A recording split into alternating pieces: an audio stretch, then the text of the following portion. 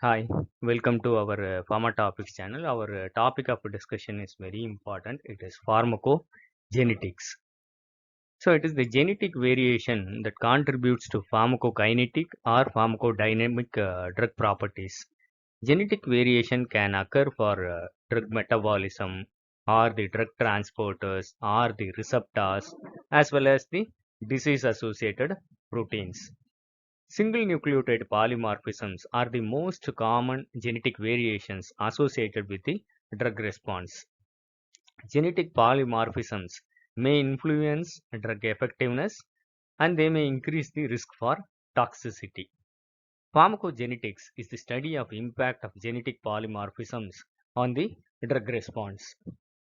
So the goals of pharmacogenetics are to optimize drug therapy and to reduce adverse effects based on an individual's DNA. Let us see the inter-individual variability in drug response. Let us say take some set of patients who are taking a particular drug. If we have some questions like this, are they same in response? Do all of them experience adverse effects? Definitely, the answer is no. So, what is what is the inter-individual variability? So, the same patients get subdivided into subset of population, and when they are administered with the drugs, so they may be divided into good responders with low risk for adverse effects or good responders and they may experience high risk for adverse effects and poor responders with low risk for adverse effects and poor responders with high risk for adverse effects. So they may get subdivided into these categories. Let us see some of the genetic concepts. Human genome has more than 3 billion nucleotide base pairs and they code for approximately 20,000 protein coding genes. Two purine nucleotides, adenine, guanine, and two pyrimidine nucleotides are there, cytosine and thymine. The A always pairs with T and C always pairs with G, and this makes up the double helix of the DNA. Most nucleotide base pairs are identical from person to person. Exceptions are 0.1% and this 0.1% contributes to the inter-individual variability or inter-individual differences. The central dogma everyone knows, one strand of DNA is transcribed to RNA and translated to make proteins. Three consecutive nucleotides form a codon. Each codon specifies a amino acid or amino acid chain termination. A gene is a series of codons that specifies a particular protein. Only 20 different amino acids in various arrangements form these basic units of all the proteins in the human body. The genes contain several regions, exons, the coding regions, or introns, which are non-coding regions, and they also contain the regulatory regions, which control the gene transcription. An allele is a sequence of nucleic acid bases at a given gene. In most cases, individuals carry two alleles, one from each parent at the each gene locus. Polymorphisms are variations that occur in the genome of at least 1% of the human population. Let us see some of the genomic discoveries, how this happened and when this happened. In 1953, Watson and Crick described the DNA's double helix. In 1956, genetic link to hemolytic reactions to primaquine was published. In 1957, it was proved that inheritance plays a major role in adverse effects of drugs and it was proposed by Motulsky. In 1959, pharmacogenetics, the term was coined by Friedrich. In 1990, Human Genome Project was started and in the year 2003, it got completed. These are the timelines. Let us see a very important concept, a single nucleotide polymorphism. SNPs or SNPs or the single nucleotide polymorphisms are the most common genetic variations in human DNA occurring once every 300 base pairs. More than million SNPs have been mapped in the human genome. SNPs are the changes in a single nucleotide resulting in two possible alleles. Alleles are of two types. One is wild type or variant alleles. Let us see this. There is a codon and there is a nucleotide sequence, a triplet sequence and the corresponding amino acids.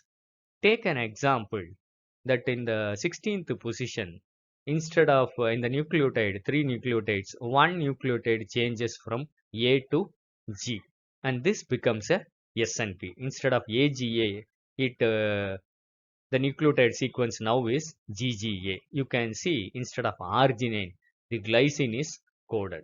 Such changes, if that happens, and these are called single nucleotide polymorphisms. Let us see the molecular mechanisms for the genetic variations. The most important is SNPs. Just now we have seen single nucleotide polymorphisms.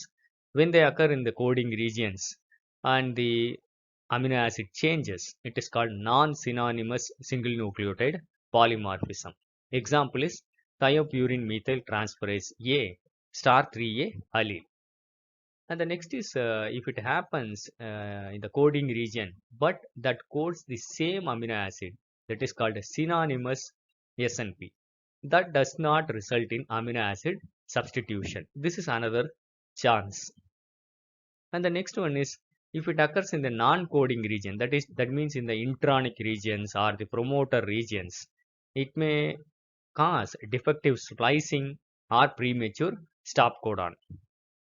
And the next is indels, that is uh, addition or deletion, that is insertion or deletion. The nucleotide sequences are added or deleted.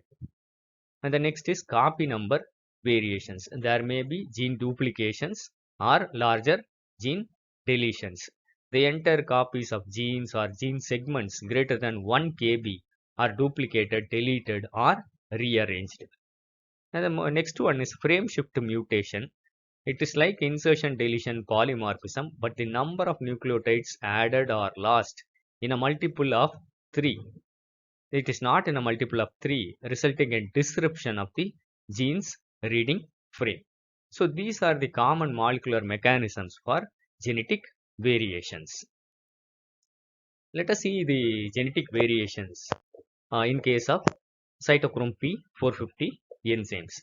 Currently, there are 57 different CYP enzymes which are documented in humans. Among these, 42 are involved in the exogenous metabolism, exogenous xenobiotic metabolism, and also the endogenous substances such as steroids and prostaglandins. In specific, 15 of these isoenzymes are identified to be involved in the pharmacogenetics, that is inter-individual variabilities have been documented. The reasons for the inter-individual variabilities include induction, inhibition or genetic inheritance. Functional polymorphisms have been discovered for CYP2A6, 2B6, CYP2C9, CYP2C19, CYP2D6, CYP3A4 and CYP3A5. In the further slides, we are going to see this. The first is polymorphisms in the CYP2D6. So let us say this is the enzyme. The reported alleles are star 3, star 4, star 5 and star 6. Star 4 is as a result of defective splicing and star 5 has been documented as gene deletion. Because of these changes, they become the carriers of these alleles. They become poor metabolizers. So there are some examples. The corresponding drug and the corresponding adverse effects have been put for your reference. One is atomoxetine. It may cause insomnia in the allele carriers of CYP2D6. Perfenazine can cause sedation and Parkinsonism in these alleles. Propafenone can cause proarrhythmic events in case of these CYP2D6 alleles. And it may cause a problem in conversion of prodrug to active metabolite because they are poor metabolizers. So in case of codeine, when it is administered, it takes more time for conversion to morphine, and these patients they exhibit little analgesic effects. When they are administered tramadol, the corresponding active metabolite is O-desmethyl tramadol, and the allelic carriers they have little analgesic effects. Tamoxifen's the most active metabolite is endoxifen. So these patients they have worst relapse-free survival in the breast cancer. So they have more chances for relapse. The next polymorphism example in CYP2D6 is star2 alleles. So these carriers of these alleles occurs because of gene amplification. Because of gene amplification, they become ultra rapid metabolizers.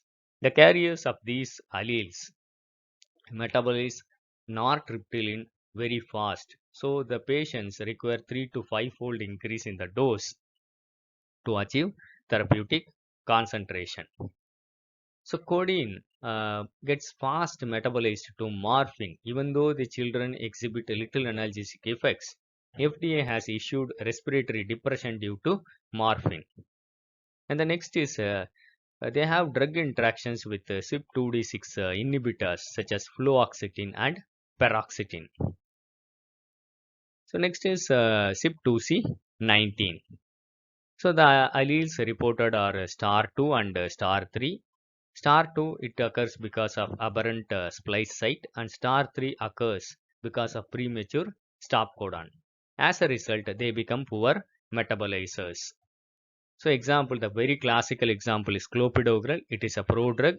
It gets converted by several enzymes. The most prominent enzyme is CYP2C19, and it gets converted to 2-oxoclopidogrel that exhibits antiplatelet effects. Because of poor metabolizing capacity of these alleles, the antiplatelet action of the clopidogrel gets delayed. So the platelet aggregation inhibition gets delayed. The same occurs with CYP2C19 inhibitors. When they are administered with omeprazole, clopidogrel plus omeprazole, drug interactions happen which reduces the effect of clopidogrel. The next polymorphism reported in CYP2C9 is the allelic alleles which are reported are star 2 and star 3. They become poor metabolizers. In warfarin, the metabolism gets delayed. So the toxic concentration of warfarin leads to adverse effect, bleeding. The next reported alleles are star 8. So they are ultra rapid metabolizers. When the anti-epileptic drug phenytoin is administered, they metabolize this very fast, rapidly, and they require the allelic carrier star 8. They require higher dose. The next is CYP2A6. So the alleles reported are star 2, star 6, and star 20. So star 2 occurs as a result of single amino acid substitution. Star 6 occurs as a result of gene deletion. Star 20 it is frame shift mutation. They are poor metabolizers. They increase the nicotine tolerance and they smoke few cigarettes. This has been reported as allelic genetic variations in CYP2A6 uh, pharmacogenetics. The next is polymorphisms in CYP2B6. So the alleles reported are star 6, star 16, and star 18. These are the CYP2B6 alleles. So they are poor metabolizers. Efavirenz, which is anti-HIV drug, because they metabolize slowly, efavirenz toxicity increases. That leads to increase in CNS adverse effects. The next one is polymorphisms in CYP3A4 and 3A5. And approximately more than 50% of drugs are metabolized by CYP3A4 and 3A5. The reported alleles are very less, and they are star 1 slash star 1 and star 1 slash star 3. The carriers of these alleles have been reported as ultra rapid metabolizers. A example is tacrolimus. The carriers of these alleles require higher dose to have a therapeutic benefit of the tacrolimus. The next is genetic variations in phase 2 metabolizing enzymes. So one is thiopurine methyl transferase star 3A alleles, and they metabolize 6-thioguanine and 6-mercaptopurine to a very lesser extent. The carriers of these alleles are poor metabolizers, so the toxic concentrations of these anti-cancer drugs are increased, which causes increase in the hematological toxicity. The next is dihydropyrimidine dehydrogenase, which metabolizes capecitabine. The carriers of the alleles for dihydropyrimidine dehydrogenase poor metabolizers. There is a chance for increased neurotoxicity in these alleles. And the next one is a classical example is irinotecan. It is metabolized by CPT11, which is further metabolized by UGT1A1 to SN38. So the alleles star 28 and 7-TAA repeat. So it metabolizes SN38, which is an important metabolite of irinotecan. The allele carriers are very poor metabolizers. So SN38, the concentration of SN38 in these patients increases, and that causes severe diarrhea and neurotoxicity in the allelic carriers. Let us see the classical features of isoniazid. It is metabolized by acetylation. Actually, isoniazid gets metabolized first by CYP2E1 to acetyl hydrazine. Then it is converted, acetyl hydrazine is converted by acetylation to diacetyl hydrazine, which gets eliminated in the through the kidneys.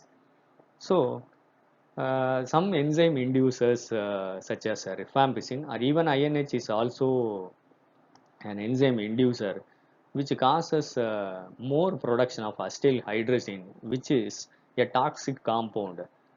There are two categories of populations. One is slow acetylators. So the formation of acetyl hydrazine is increased and acetylation is slow in such patients, which leads to buildup of acetyl hydrazine, so causing hepatotoxicity, which is a very prominent adverse effect of the isoniazid. The next is it causes peripheral neuropathy by depletion of gamma-aminobutyric acid.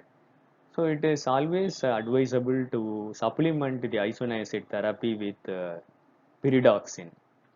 Whereas in case of fast acetylators, it leads to therapeutic failure. So these should be checked when they are put on isoniazid. This is the pharmacogenetics of isoniazid. Let us see the polymorphisms in drug transporter genes. The first transporter gene is ABCB1. So it is found, this transporter is found in the intestinal enterocytes, renal proximal tubules, hepatocytes, and endothelial cells lining the blood-brain barrier. So this transports many drugs, including anthracycline, anti-cancer drugs, vinca alkaloids, digoxin, cyclosporin, HIV protease inhibitors, and steroids like dexamethasone. So the carriers of the alleles for these can affect the transport of these drugs, and that may lead to resistance.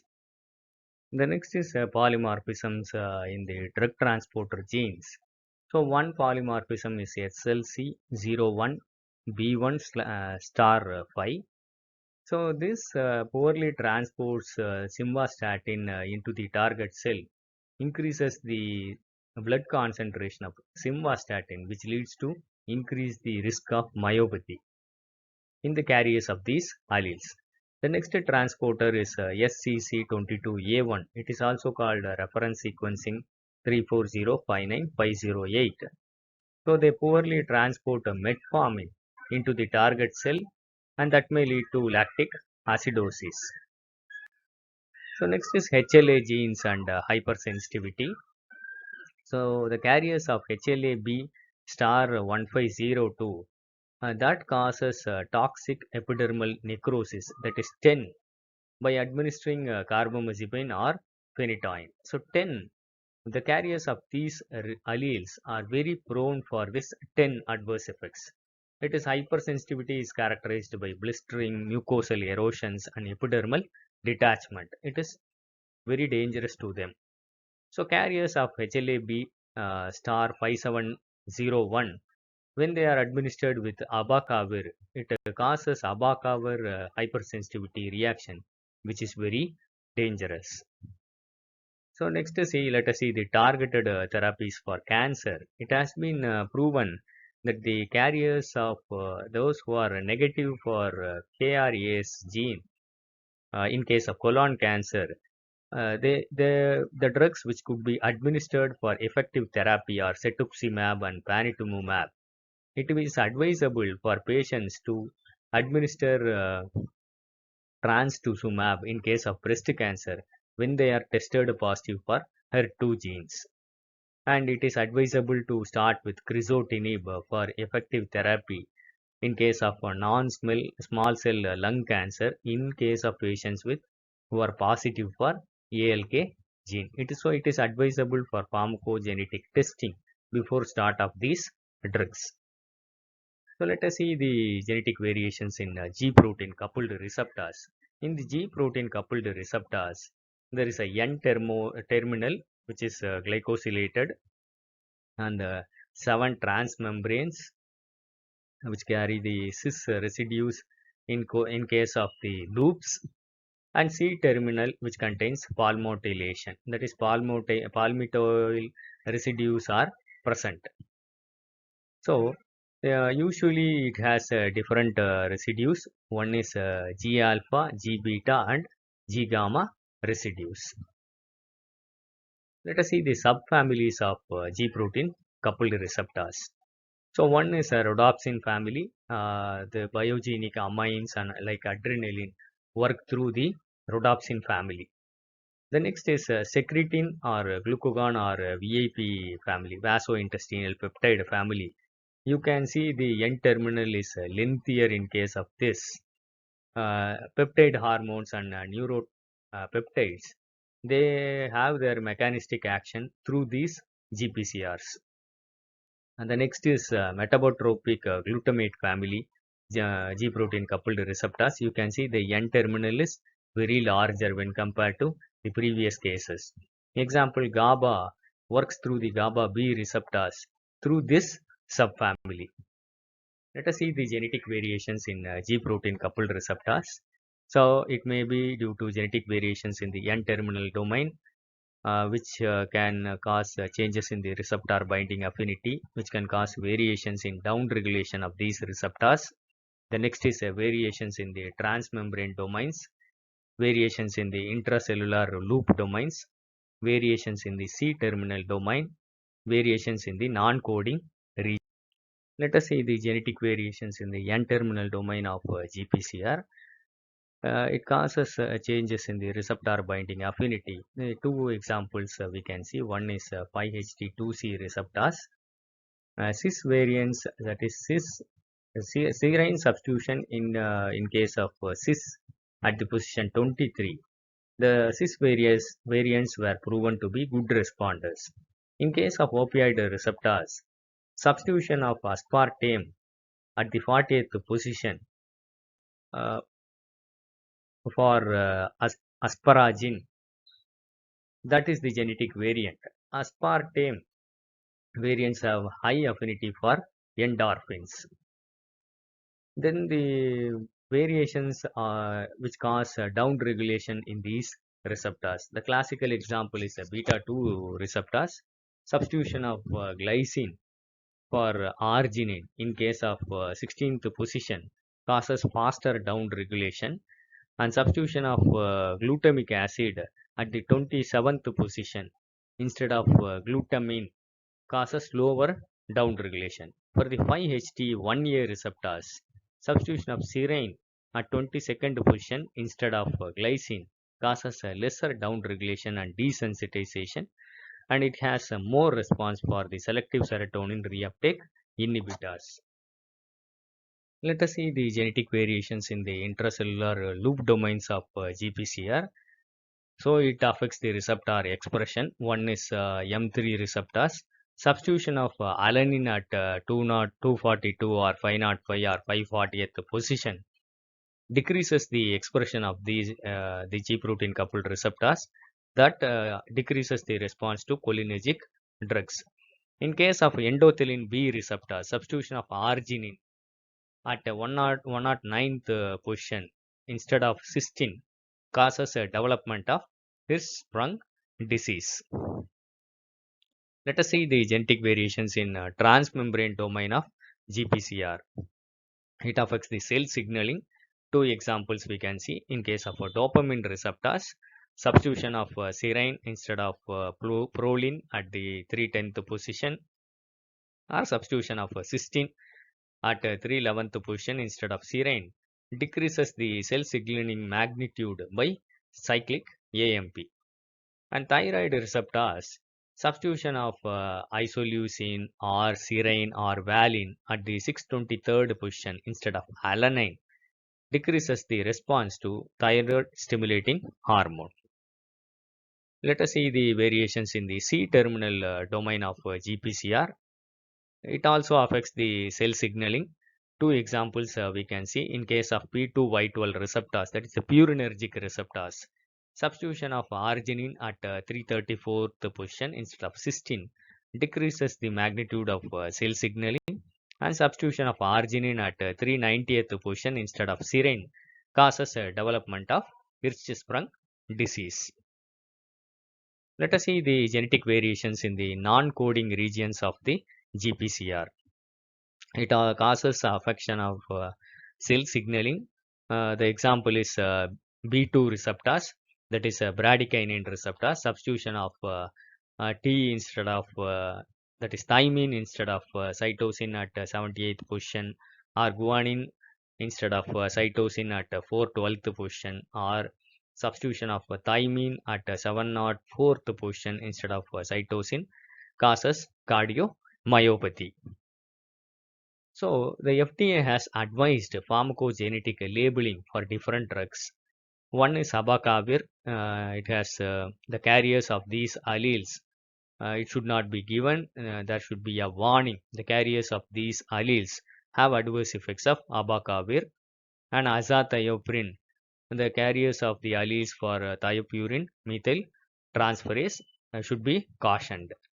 And the carriers of HLA-B star 1502, the caution should be excised for carbamazepine. And for warfarin, allelic variants of CYP2C9 and VKORC, they exhibit bleeding difficulties. And the carriers of CYP2C19 for clopidogrel or voriconazole should be cautioned for the delayed effect of these drugs. And irinotecan carriers of UGT 1A1 star 28 alleles are prone for diarrhea. And primaquine and rasburicase cause hemolytic anemia in patients carrying glucose 6-phosphate dehydrogenase deficiency. Let us see some of the databases containing pharmacogenetic information. One is PharmaGKB. It gives information about genotype and phenotype data related to drug response. Database of SNPs. It tells the SNPs and frequencies. GWAS Central. It tells about the genotype and phenotype associations. And OMIM. It has the information about human genes and genetic disorders. And UCSC, it tells about the sequence of human genome and the variant alleles. GTEx, it tells about the genetics of gene expression. And the Broad Institute software has the information related to the software tools for genetic analysis studies. Let us see cloning of a diseased gene. So there are two approaches. One is biochemical approach. This technique is also called functional cloning. Certain diseases produce clear and well-known biochemical alterations. For such diseases, a biochemical approach is followed to clone the concerned diseased gene. The next is positional cloning. In certain diseases, no biochemical alterations are observed. In such cases, genes are cloned by noting their position on the chromosomes. It is also called reverse genetics. Let us see the biochemical approach first. So the disease with a known defects in the protein functionality is taken into consideration. Then identification of the chromosome location of the disease gene. And then identification of the gene creation region, approximately 1 to 3 MB in size. Then identification of all genes in the gene critical region. Then evaluation of the gene and its mutation. Then identification of the mutant gene. So this is applicable for the identification of the chromosome location of the gene is by linkage analysis of families, that is between the diseased and those who are normal. And identification of all genes in the gene critical region is through gene prediction analysis. Let us see positional cloning. The disease with the known defects in protein functionality is taken into consideration. Then the concerned protein is isolated. Then it is purified. Then determination of amino acid sequence of the protein. Then preparation of a probe using genetic code. And determination of the gene from the gene library using the probe. So the one classical example is phenylketonuria, where there is a decreased phenylalanine hydroxylase activity. And the next is Tay-Sachs disease, where there is a reduced hexosaminidase activity. So there are many challenges in the pharmacogenomics. So one, these tests are expensive, and pharmacogenetic tests are available in well-developed countries only. It is not available in underdeveloped countries. There are many ethical issues in case of pharmacogenomics, and there are many legal issues for pharmacogenomics. So it's a very small nutshell information of pharmacogenetics or pharmacogenomics. I hope it will be useful for you. Thank you for listening. Happy learning. Kindly share this to more of your friends. Kindly subscribe to our Pharma Topics channel for further updates. If you like this video, kindly press the like button.